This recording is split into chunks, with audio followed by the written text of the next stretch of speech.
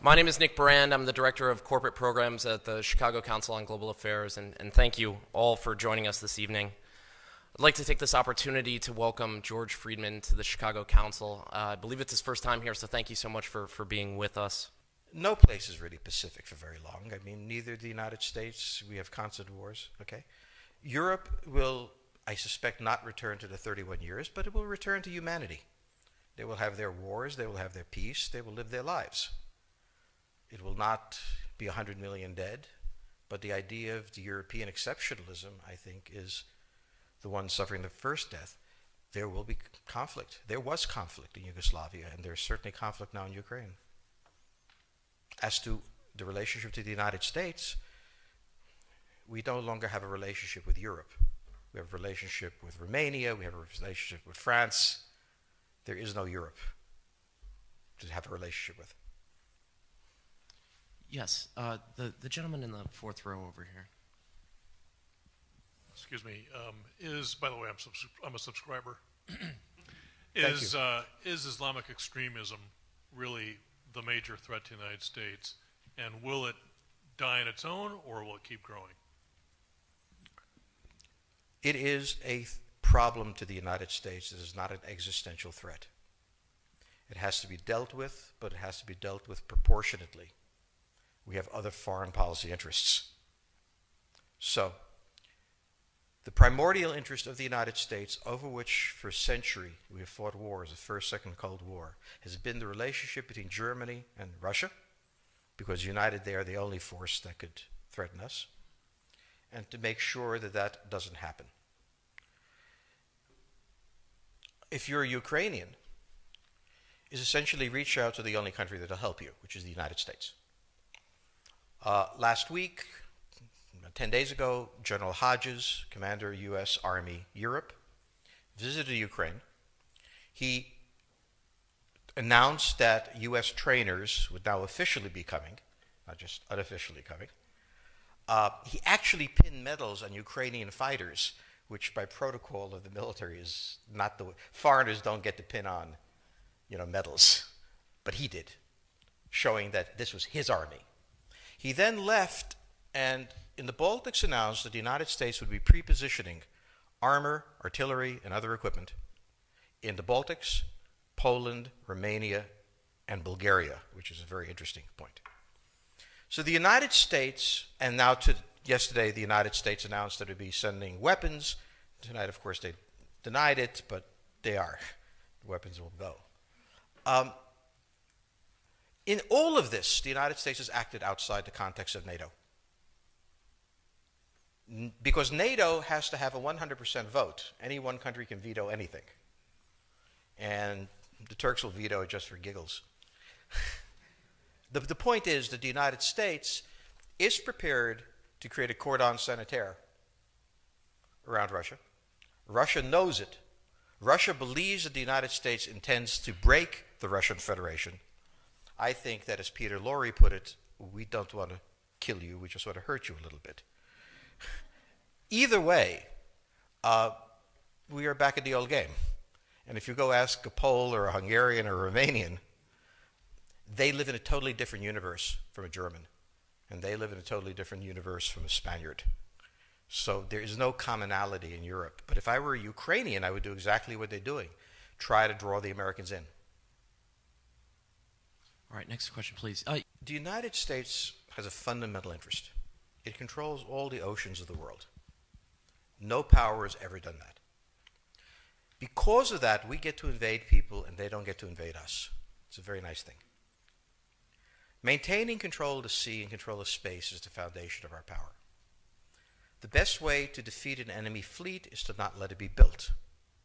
The way the British managed to make certain that no European power could build a fleet was to make sure the Europeans were at each other's throats.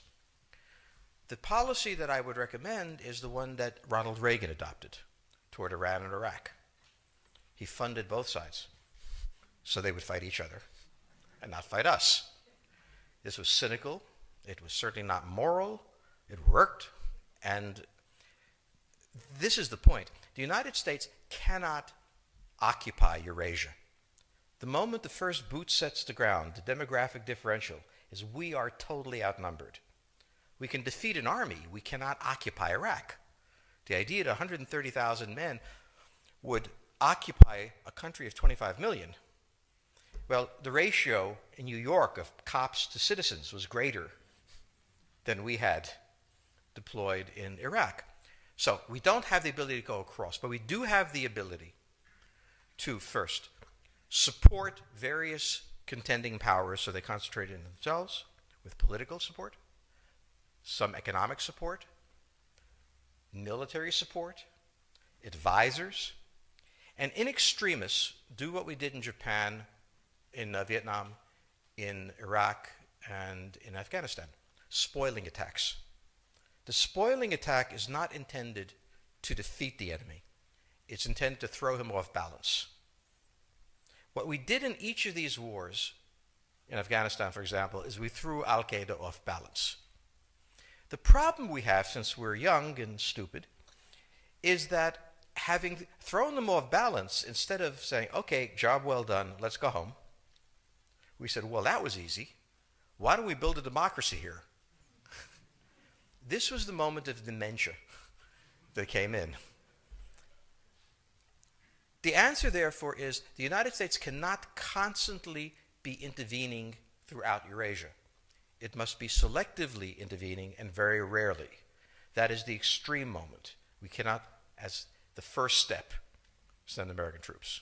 And when we send American troops, we have to clearly understand what the mission is, limit it to that, and not develop all sorts of psychotic fantasies. So hopefully we've learned that this time. It takes a while for kids to learn lessons. But I think you're absolutely right. We cannot, as an empire, do that. Britain didn't occupy India. It took various Indian states and turned them against each other and provided some British officers for an Indian army. The Romans did not send vast armies out there. It placed kings like, various kings it created under the emperor, and those kings were responsible for maintaining the peace. Pontius Pilate was an example.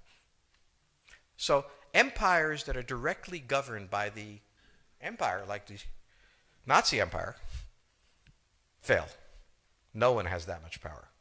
You have to have a level of cleverness. However, our problem is not yet that. It is actually admitting that we have an empire. So we haven't even gotten to that point where we don't think we can kind of go home and it'll be over and done. And so we're not even ready for chapter 3 of the book. Next question, please. Yes, the gentleman right here in the fourth row.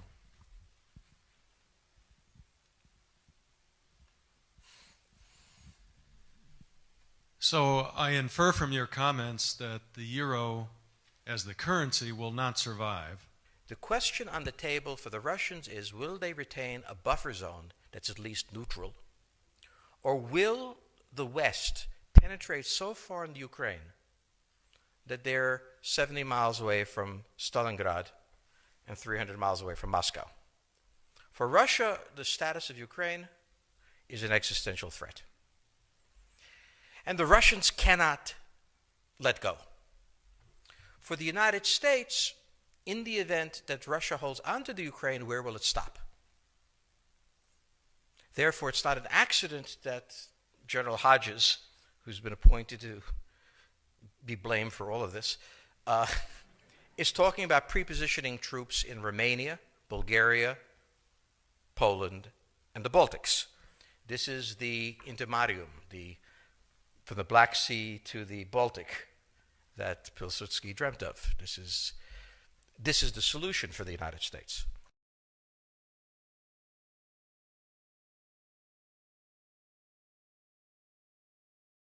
The issue to which we don't have the answer is, what will Germany do? So the real wild card in Europe is that as the United States builds this cordon sanitaire, not in Ukraine, but to the west, and the Russians try to figure out how to leverage the Ukrainians out, we don't know the German position. Germany is in a very peculiar position. Its former Chancellor Gerhard Schroeder is on the board of Gazprom. They have a very complex relationship to the Russians. The Germans themselves don't know what to do. They must export. The Russians can't take up the export. On the other hand, if they lose the free trade zone, they need to build something different. For the United States, the primordial fear is Russian capital, Russian technology, German technology and German capital, Russian natural resources, Russian manpower, as the only combination that has for centuries scared the hell out of the United States. So how does this play out? Well, the U.S. has already put its cards on the table. It is the line from the Baltics to the Black Sea.